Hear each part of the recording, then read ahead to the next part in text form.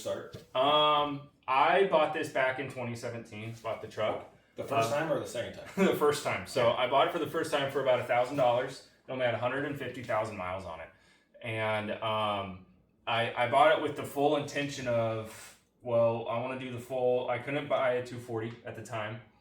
Still can't. That's never changed. And so we're gonna make it one. Basically, yes. So as everybody knows, that these have the same engine as a 240 with a few different changes here and there. And then, well, actually a couple major changes, but we can get into that later. Yeah, so I got this with the whole plan to do exactly as you see here. Plan to lower it, and it got the diff welded, and then eventually do the full turbo, and that's what's going down today. So finally got everything set up so I could do a full turbo swap into the hard body, and we're gonna run the stock KA. I'm planning on going full budget. I mean, this doesn't get any more budget than a hard body because they're just about as cheap as it gets. Okay. And this thing with all the stuff that I got for it, it's cheap eBay turbo. You can't really. There's one. I think it's ISR makes one turbo manifold. They're the only ones that make a turbo manifold for the single cam as of right now. And other than that, it's going to be a cast iron eBay manifold. And those are pretty tried and true. There's plenty of other people out there that have ran these, and I've seen they've had very good success with those cast iron manifolds. And we're gonna keep the engine pretty much unmolested until we put the turbo on. I was gonna say. And we're gonna boost it. Yeah, so we're not gonna be cracking the head off. Not really gonna be doing anything crazy. We're just gonna trim off all the EGR stuff since it's not required in our state. And just clean the motor up. Pretty much, yeah. So we're going to go a full fresh up. But pretty much today we're going to focus on getting this engine and transmission out of here. It shouldn't be that difficult. All right. The transmission's already been out of this truck once because I had to do a clutch on it pretty much a month after I bought the damn thing. So that was about 8 years ago. And, well, yeah, everything else so far has been coming off easy. I've already got the drive shaft out. And then I've drained all the fluids. But as of right now, nothing else is out. So let's go ahead and switch gears here and let's get set up and start carrying this motor off.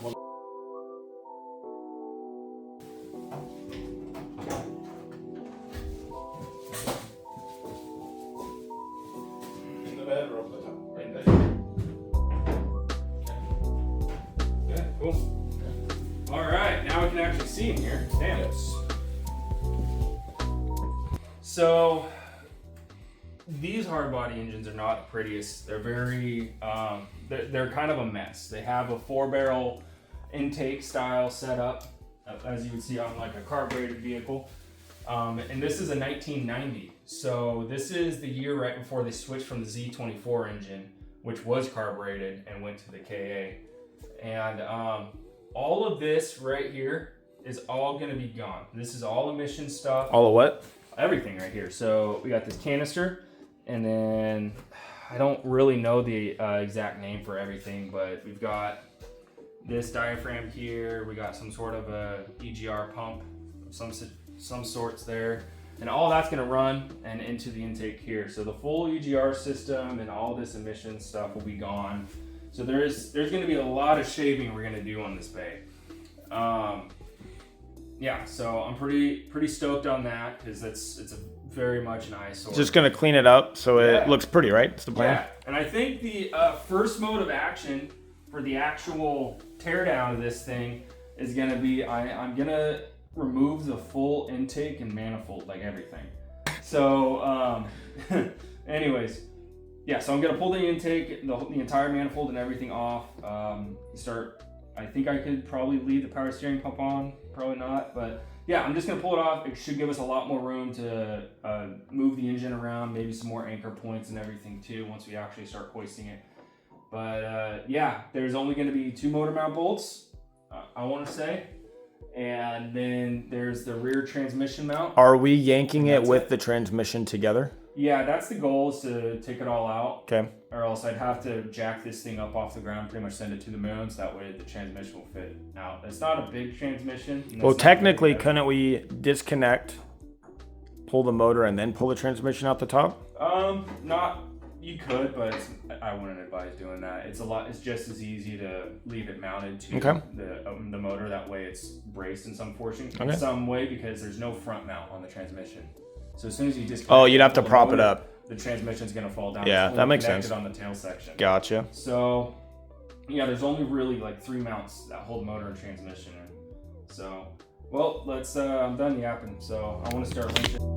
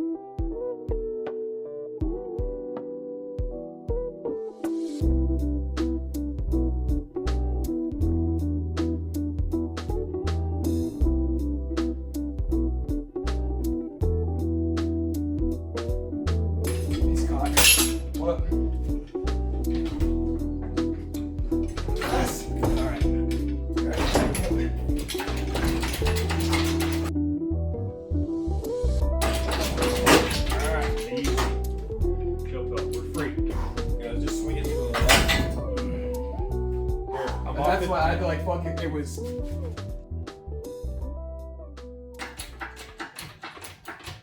Okay. You good? Yep. Watch your finger. Alright, you're good.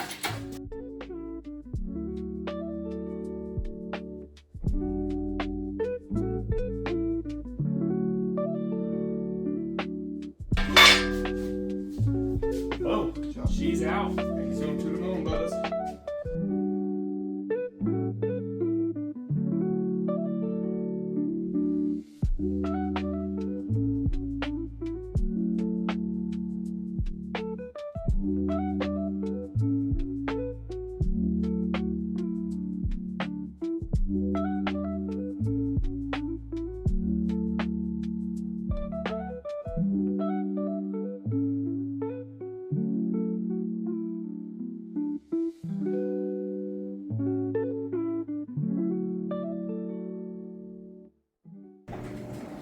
Okay, so now everybody's left me, but this part's not too bad.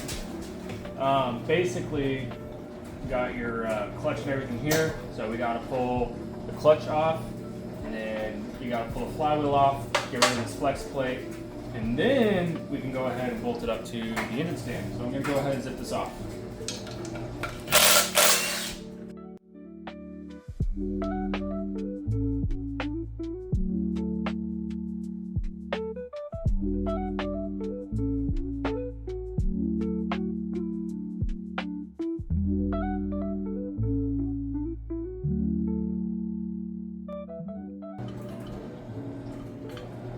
Okay. It's on here pretty good. There we go. Okay. So, this is your clutch disc. This one's actually in pretty decent shape. could potentially reuse this, but I bought a new one, so we're gonna go ahead and use a new one. You wanna inspect this. I mean, typically you can send your flywheel off and get it resurfaced. Most machine shops can do it. I don't think I'll be doing that. You never really got. You can tell it's not dark around here. Like it didn't get hot. So we're all good there. Yeah, that's not bad. I thought it was gonna be considerably much worse. I'll take it.